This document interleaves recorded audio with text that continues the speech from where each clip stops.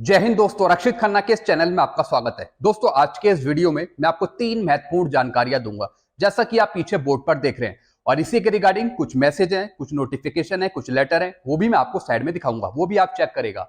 Video में आगे बढ़ने से पहले एक छोटी सी गुजारिश कर रहा हूं, अगर आप पहली बार मेरा चैनल देख रहे हैं या फिर वीडियो देख रहे हैं तो आप मेरा चैनल सब्सक्राइब भी कर सकते हैं, जिसका नाम है रक्षित खन्ना, क्योंकि वेलफेयर से जुड़ी नई नई जानकारी आपको मिलती रहती है इस चैनल के माध्यम से। और पेंशन से रिलेटेड जो प्रॉब्लम आती है उसका भी सोल्यूशन किया जाता है टाइम टाइम पर। चलते हैं दोस्तों पहली जानकारी की तरफ। सुप्रीम कोर्ट ने पूर्व हवलदार को 50 लाख रुपए का मुआवजा देने का आदेश दिया आर्मी को। जी हां दोस्तों, सुप्रीम कोर्ट ने एक आदेश दिया पूर्व सैनिक हवलदार के पक्ष में, और सेना को यह डायरेक्ट आदेश दिया कि आप पूर्व हवलदार को 50 लाख रुपए का मुआवजा दीजिए। तो दोस्तों, सुप्रीम कोर्ट ने ऐसा क्यों कहा सेना को कि आप 50 लाख रुपए दीजिए इन हवलदार को, यह भी जान लेते हैं। सेना के अस्पताल ने झूठा आरोप लगाया इन हवलदार पे कि ये हवलदार एड्स से पीड़ित है, पॉजिटिव है एड्स से। तो इस वजह से जो ये हवलदार के इनको नौकरी से भी निकाल दिया गया था। 2001 की बात है। तो दोस्तों, सुप्रीम कोर्ट ने डायरेक्ट ये आदेश दिया सेना को कि जो ये आरोप लगाया गया था अस्पताल की तरफ से, सेना का जो अस्पताल था, कि ये पूर्व सैनिक HIV एड्स से पीड़ित है, ये एक झूठा आरोप साबित हुआ। तो दोस्तों, डायरेक्टली सुप्रीम कोर्ट ने सेना को कहा कि आप इनको देंगे 50 लाख रुपए का मुआवजा, यानी जो क्षति हो गई इन पूर्व सैनिक की, इन हवलदार की, जो नुकसान हुआ, यानी जॉब से भी निकाला गया और दोस्तों बेइज्जती अलग हुई, तो दोस्तों इन सब की भरपाई करेगा सेना, और 50 लाख रुपए आप देने पड़ेंगे इन हवलदार को। तो दोस्तों, झूठा आरोप लगाया था HIV एड्स का। 2001 में हवलदार को सेवा से बर्खास्त कर दिया गया था। जी हां दोस्तों, सेवा से इनको हटा भी दिया गया था इस आरोप के चलते। तो सुप्रीम कोर्ट ने बिल्कुल सही तरीके से सुनवाई करी और सेना पर आदेश दिया कि आप इनको 50 लाख का मुआवजा देंगे, जब से इन पूर्व हवलदार को नुकसान हुआ है। तो दोस्तों, ये अच्छी बात है। अगर सेना कोई गलत काम करती है जिसका भुगतान पूर्व सैनिक करते हैं, जिनको नुकसान होता है पूर्व सैनिक को, तो दोस्तों फिर सुप्रीम कोर्ट उनको वो हक दिलाती है। चलते हैं दोस्तों अगली जानकारी की तरफ। क्या 631 सर्कुलर रद्द होगा? AFT दिल्ली के जजमेंट के अनुसार, जैसा आपको पता है AFT दिल्ली का जजमेंट आया था कि जितने भी ऑनरी नायब सूबेदार हैं 2006 से पहले के, उनको अब रेगुलर नायब सूबेदार की पेंशन नहीं मिल सकेगी। अभी दोस्तों जजमेंट तो यही है, बाकी ये मामला कहां तक जाता है सुप्रीम कोर्ट में वो आगे देखा जाएगा। लेकिन जो ये जजमेंट आया था AFT दिल्ली से, ये पूर्व सैनिक के पक्ष में नहीं था, बल्कि सरकार के पक्ष में था। तो दोस्तों, अब सोशल मीडिया से ये पता लग रहा है कि जो 631 सर्कुलर है ये रद्द हो जाएगा। नहीं दोस्तों, ये जो सर्कुलर है ये रद्द नहीं होगा, क्योंकि इसके बेस पर काफी ऑनरी नायब सूबेदार को एरियर मिला हुआ है 1/1/2006 से 30 जून 2014 तक का। तो दोस्तों, ये जो जजमेंट है ये एक अलग पार्ट है और ये सर्कुलर पहले निकाला गया था। तो इस जजमेंट के बेस पर यह सर्कुलर रद्द नहीं हो सकता, बल्कि इस सर्कुलर के बेस पर जिन ऑनरी नायब सूबेदार को अभी तक एरियर नहीं मिला हुआ 2006 से जून 2014 तक का, तो फिर वो एरियर लेंगे इस सर्कुलर के आधार पे। लेकिन ये सर्कुलर कभी रद्द नहीं होगा। इस सर्कुलर का बहुत ही इंपॉर्टेंस है ऑनरी नायब सूबेदार के लिए। तो दोस्तों, सोशल मीडिया पे जो खबर उठ रही है रद्द होने की, ये सर्कुलर कभी रद्द नहीं होगा, बल्कि एक तगड़ा सोर्स है, ये एक पॉजिटिव पॉइंट है उन ऑनरी नायब सूबेदार के लिए जिन्होंने एरियर लिया 2006 से 14 तक का। तो दोस्तों, इसका खर्चा कितना था? अगर ऑनरी नायब सूबेदार को रेगुलर नायब सूबेदार की पेंशन मिलती और फिर एरियर मिलता 2014 के बाद का, तो इसका खर्चा कितना था? दोस्तों, इसका खर्चा था 3500 से 4000 करोड़ रुपए, जो सरकार नहीं दे पाई, और यह जजमेंट सरकार के फेवर में गया। लगभग 3500 से 4000 करोड़ का यह खर्चा था रेगुलर नायब सूबेदार की पेंशन देने के लिए। तो दोस्तों, जब सरकार ये नहीं दे पा रही, तो फिर 18 महीने का DR का एरियर, जिसकी राशि 34,000 करोड़ है, फिर ये कहां से देगी? काफी पेंशनर सवाल पूछते हैं कि सर हमें 18 महीने का DR का एरियर मिल जाएगा, 34,000 करोड़ रुपए सरकार दे देगी। दोस्तों, सिंपल सा एक एग्जाम्पल है, इसकी राशि आप देखिए, ऑनरी नायब सूबेदार को रेगुलर नायब सूबेदार की पेंशन देने की 3500 से 4000 करोड़, जब सरकार ये नहीं दे पा रही तो 34,000 करोड़ कहां से देगी?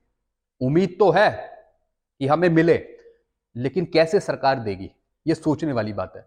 तो दोस्तों इस राशि का भुगतान आगे कभी ना कभी तो होगा, जब कोर्ट का फैसला ऑनरी नायब सूबेदार के पक्ष में होगा। यह देखने वाली बात होगी। इसलिए दोस्तों जो 631 सर्कुलर है ये रद्द नहीं होगा। अभी भी ऐसे कई ऑनरी नायब सूबेदार हैं जिनको 631 का एरियर नहीं मिला। जो हवलदार थे उनको ऑनरी बनाया गया, तो दोस्तों वो ऑनरी नायब सूबेदार की पेंशन ले रहे हैं। इसमें भी दोस्तों डिफरेंस है। 2006 के बाद आए हैं उनको रेगुलर नायब सूबेदार की पेंशन मिल रही है 24 साल से ऊपर, और जो 2006 से पहले के ऑनरी नायब सूबेदार है वो सिर्फ ऑनरी नायब सूबेदार की ही पेंशन ले रहे हैं। चलते हैं दोस्तों अगली जानकारी की तरफ। स्टाफ न्यूज की खबर, पेंशन भोगियों संगठनों ने केंद्र सरकार के अधिकारियों से 9 बड़ी मांगे मनवाने के लिए अनुरोध किया। जी दोस्तों, जैसा आपको पता है अभी तो आचार संहिता चल रही है, तो इसलिए अभी कुछ मीटिंग होना पॉसिबल नहीं है। लेकिन दोस्तों उससे पहले यानी कुछ दिन पहले जब आचार संहिता नहीं थी, तो दोस्तों पेंशन भोगी संगठनों ने केंद्र सरकार के अधिकारियों से कुछ बातचीत करी थी पेंशन भोगियों की मांगों को लेकर। तो दोस्तों इसमें 9 बड़ी मांगे थी, 9 बड़ी मांगे थी जो मैं आपको आगे समझाने जा रहा हूं। फिर दोस्तों इसमें कुछ पूर्व सैनिक की कुछ और भी मांगे थी, लेकिन वो इन मांगों में शामिल नहीं है। लेकिन मैं अपनी तरफ से मैं ये मांगे रखूंगा इन पॉइंट में, ताकि भारत सरकार आपकी ये मांगे माने। तो दोस्तों इसमें जो मांगे थी सबसे पहले वो मैं आपको समझा रहा हूं। 8वें वेतन आयोग पर कमेटी गठन करने की मांग। जैसा आपको पता है अभी भारत सरकार ने इस पर तैयारी नहीं करी 8वें वेतन आयोग पर, लेकिन दोस्तों जैसा आपको पता है कि जब भी कोई नया पे कमीशन आता है तो उससे 1 साल पहले, 2 साल पहले, 3 साल पहले तैयारी शुरू होती है। सिफारिशों के आधार पर कुछ गठन किया जाता है, रिपोर्ट तैयार करी जाती है। तो दोस्तों सबसे बड़ी मांग है कि एक कमेटी का गठन किया जाए 8वें वेतन आयोग पर, एक कमेटी बनाई जाए जो 8वें वेतन आयोग पर सोच विचार करे। फिर दोस्तों दूसरी मांग, पेंशन को टैक्स से मुक्त करा जाए। जैसा आपको पता है अभी पेंशन पे आपका टैक्स काटा जाता है, जो टैक्स की रेंज में आते हैं पेंशनर। तो यह कहा गया है मांग में कि पेंशन को टैक्स से एग्जेम्प्ट किया जाए, टैक्स से मुक्त करा जाए। फिर दोस्तों तीसरी मांग, पेंशन धारकों को मिले बोनस, बोनस भी देने की मांग करी गई है पेंशन भोगियों को। तो दोस्तों जो ये बोनस है ये किसी अंतराल पे मिलना चाहिए ताकि पेंशन भोगियों को कुछ ना कुछ मिलता रहे, तो इसमें बोनस की भी मांग आई है।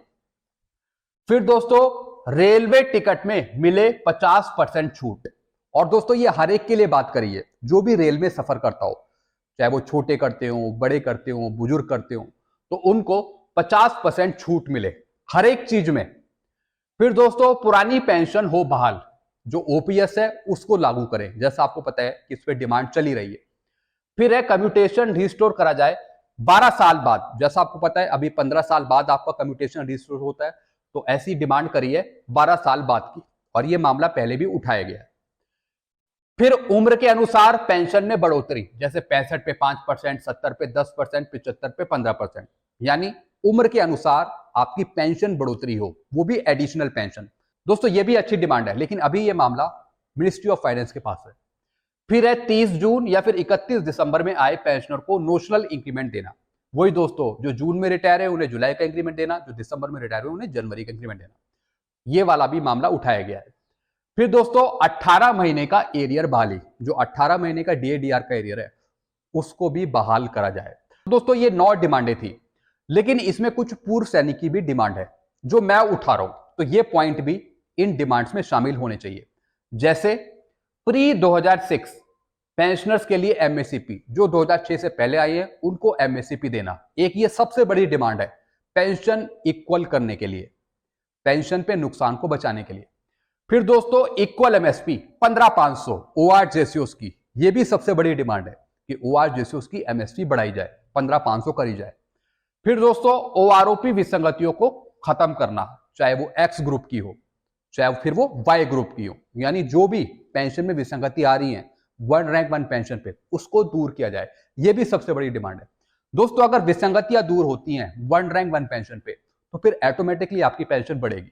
फिर दोस्तों ओआरओपी में एवरेज की जगह मैक्सिमम पेंशन लेना। जैसा आपको पता है ओआरओपी बनाने के लिए आपका एवरेज यूज हो रहा है, मिनिमम मैक्सिमम यूज हो रहा है, तो मिनिमम के स्थान पे एवरेज के स्थान पर मैक्सिमम यूज होना, मैक्सिमम लेवल पर आपकी पेंशन बढ़ना 1 रैंक 1 पेंशन पे, एवरेज को हटाना।